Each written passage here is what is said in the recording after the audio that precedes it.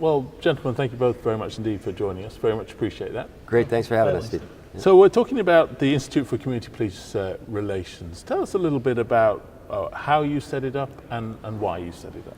Sure, I can start. Going back to the fall of 2014, just post the Ferguson events that had occurred, we held a summit at the IACP conference.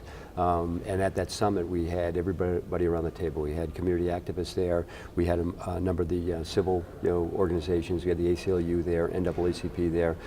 Clearly a number of police chiefs there, large police chiefs, some from smaller agencies. And the discussion was about community police relations and what can we do better, what can we do differently, what can the community do. We wanted to create an atmosphere of transparency and accountability in policing. And as a result of that, we printed a report that came out of the summit, and then we took that report and said, what's the next step? What's the next logical step for us to do? And that was to stand up the Institute for Community Police Relations. And how's it come into being? The Institute for Community Police Relations was stood up officially in the spring of 2015 with thankful, generous support by the Laura and John Arnold Foundation, COPS Office, and the Motorola Solutions Foundation. Which enabled us to bring that report to life, which enabled us to really dig into the President's task force report as well, and digging into those recommendations to enable training and technical assistance and resources to those agencies that want to adopt some of those tenets. So for us, it was about operationalizing both the plan that came out of the October 2014 plan as well as the President's task force. Because for us, for IACP, it's not good enough just to say that we need to do something. But if we want to do something, we're going to absolutely put resources behind it and make sure that we're doing it to the best of our ability to meet the members and the profession's needs. What are some of the activities that you've kicked off with?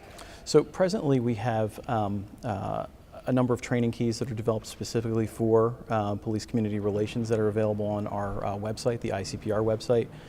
We're doing other innovative stuff as well in terms of testing different ways to improve, close any gaps that may exist.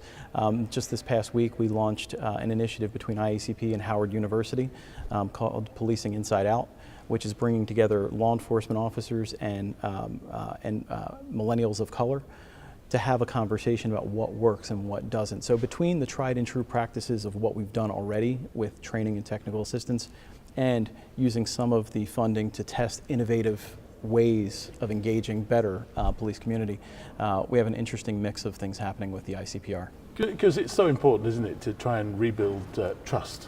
Oh, absolutely. I mean, particularly now with the events that have occurred around the country and actually around the world. As Vince said, one of the things that we really try to work on is try to operationalize tenets of the 21st Century Task Force. So one of those is police legitimacy and how important that is to not only making sure that the community feels safe, but that the officers are safe. And I think intrinsically, if people feel like they're being treated justly, fairly, and impartially, then they're more willing to comply with the police. And that in turn keeps the police safe. I mean, we talk a lot about culture and leadership in the Institute for Community Police Relations, and we also deal a lot with officer safety and officer well-being.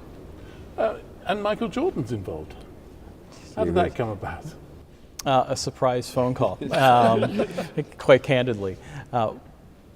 Michael Jordan was watching what was happening within the separation between police and community and wanted to do something about it. And to his credit, worked with a philanthropic advisory group to identify groups that could help him bridge that gap and groups that were meaningful in wanting to close that gap.